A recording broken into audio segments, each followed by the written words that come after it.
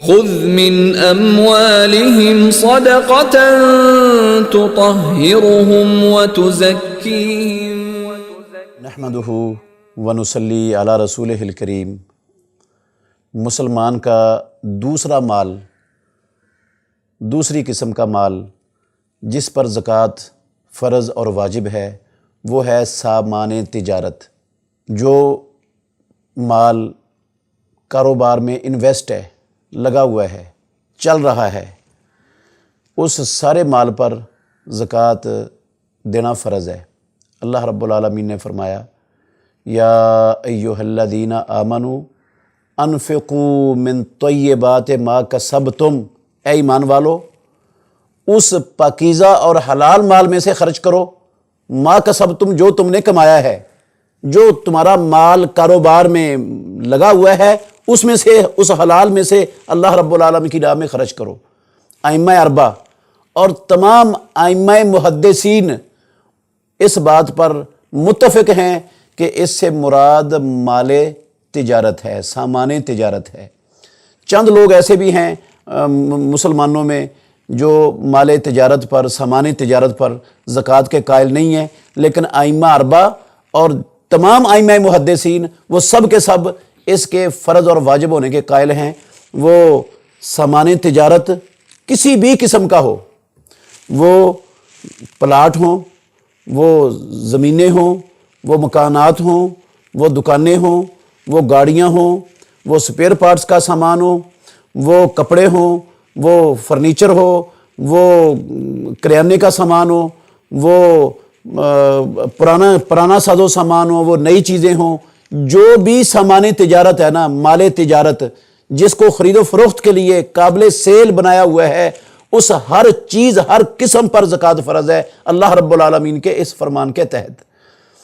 تو کوئی بھی سامان تجارت جس کی اسلام کے اندر تجارت کرنے کی اجازت ہے وہ زکوٰۃ سے مستثنیٰ نہیں ہے، اگر اس پر سال گزر جاتا ہے اور وہ سامان کی قیمت نصاب کو پہنچتی ہے تو طریقہ اس کا یہ ہوگا کہ جتنا قابل سیل سامان بندے کے پاس موجود ہے، آج سال پورا ہونے پر اس کی موجودہ قیمت خرید نہیں،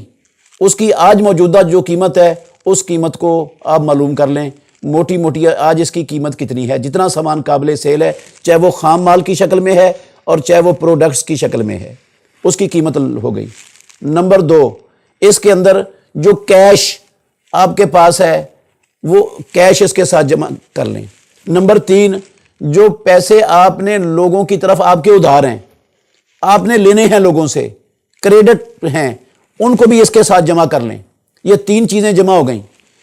کل سامان تجارت، پروڈکٹ اور خام مال کی قیمت،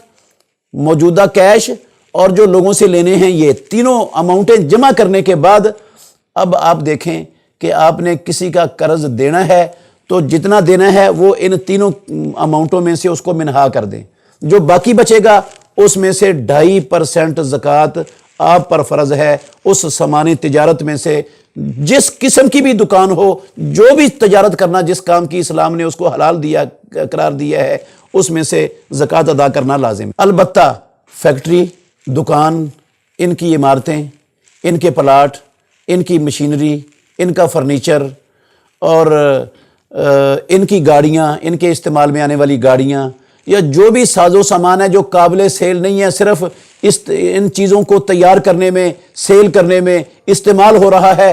ان کے اوپر زکوٰۃ نہیں ہوتی، ان کو حساب میں شامل نہیں کیا جاتا۔ حساب میں شامل صرف اس مال کو کیا جاتا ہے جو قابل سیل ہے۔ اسی طرح سال کے دوران جو آپ نے گھر بنا لیا،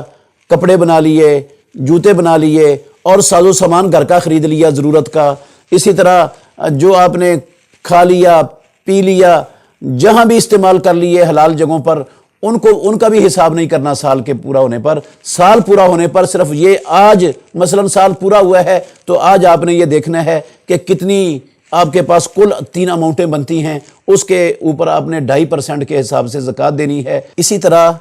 جو کرائے پر इस्तेमाल होने वाली चीज़ें हैं, किराए पर चलाने के लिए रखे हुए हैं, मसलन दुकानें हैं जो किराए पर देने के लिए बनाई गई हैं, या घर हैं जिनको आप किराए पर इस्तेमाल करते हैं, किराए पर देकर उनका किराया हासिल करते हैं, या गाड़ियां हैं, या कोई भी चीज़ है जो किराए पर इस्तेमाल होती है, उनकी मालियत पर भी ज़कात नहीं होती, उनके किराए पर ज़कात होती है अगर वो साल भर आपके पास पड़ा रहे और निसाब को पहुंचता हो। और अगर निसाब को पहुंचता ही नहीं है और साल भर आपके पास पड़ा नहीं रहता और साथ साथ ही खर्च होता जाता है, जैसे किराया आता है, तो उस किराए के ऊपर भी ज़कात। बेहतरीन सदका जारिया हासिल करने के लिए इस वीडियो को लाइक, कमेंट और शेयर करना मत भूलें।